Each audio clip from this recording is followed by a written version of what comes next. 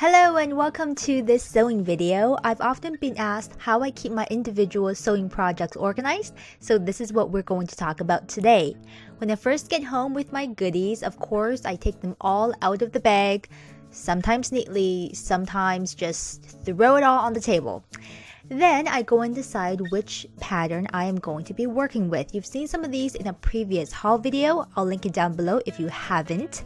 Here I'm showing you how I prep one project, but I do all of mine in a similar way. If this is a new pattern that I'm working with, I'll start by creating a single file for this pattern. I don't like to keep my pattern pieces inside their original envelopes because, well, they're small, and once you take them out, you can probably never fold it back the same size again. I've got here some large manila envelopes as well as sheet protectors, which I will use to create a little screen that I can slide the pattern pieces into. You'll see exactly how that works in just a bit. You can find both of these very inexpensively at any office supply shop or even in the grocery store if they have a stationery section or in your local drugstore. What I'm doing here is just cutting my sheet protector in half so it splits down the middle into one large sheet, then dividing that sheet in half again. Essentially what I'll end up with per sheet protector are two large single plastic sheets. Now this might seem like quite a bit of extra work, but I promise it'll keep your patterns pristine for much longer periods of time if you're using them often.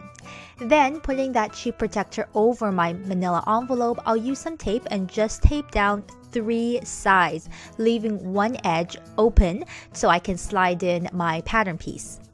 You can even get really decorative and use washi tape for this part. Going back to my original pattern, I'll then take everything out of the envelope and double check that all the pattern pieces and the instruction sheet are there.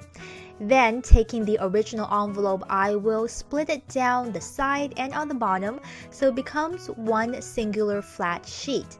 Now I know if you're working with a vintage pattern or you're a collector, this will hurt a bit to cut into a little piece of history.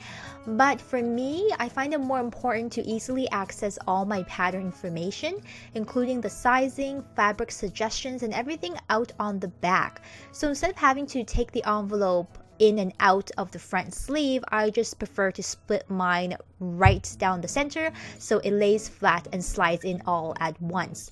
If you don't want to do that, you can certainly keep your original envelope as it is and just slide the whole thing in the front sleeve. I usually cut off the tab as well up top, but I won't throw it away. They'll just all go inside the top sleeve here so everything is contained, nothing is lost, and I don't have to keep taking it in and out in order to find all my info. Now we move on to my sewing binder. You may have seen this in other previous videos, which I will also link down below if you haven't. But here I'm just taking out my sewing planning notebook. It's a cute little fox, and in there I have all kinds of inspiration and wardrobe planning and some sketches that I've done.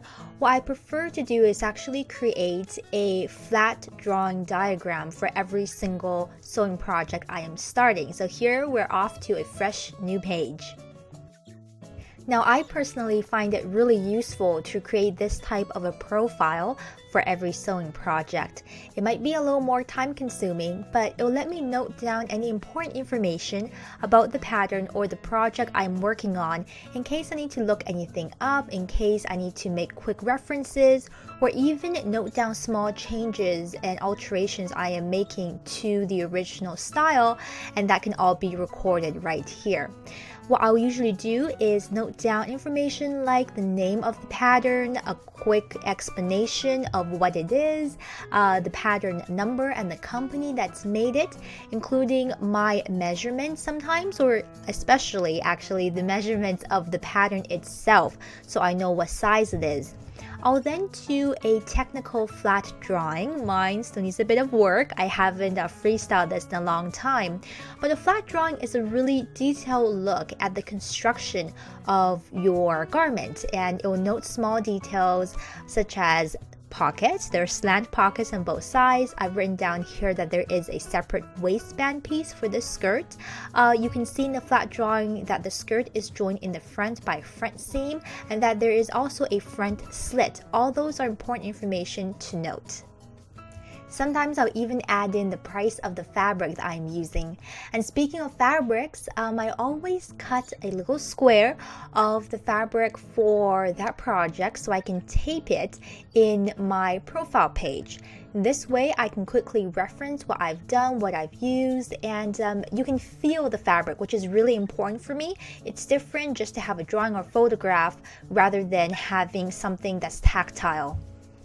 If I am not starting on the project right away, I'll put it into temporary storage with these large ziplock bags. They're perfect for thinner to smaller sewing projects.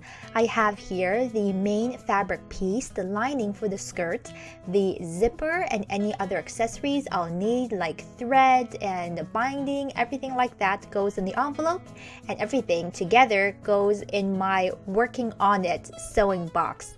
Hope this was helpful. Leave me questions, comments, and see you next time.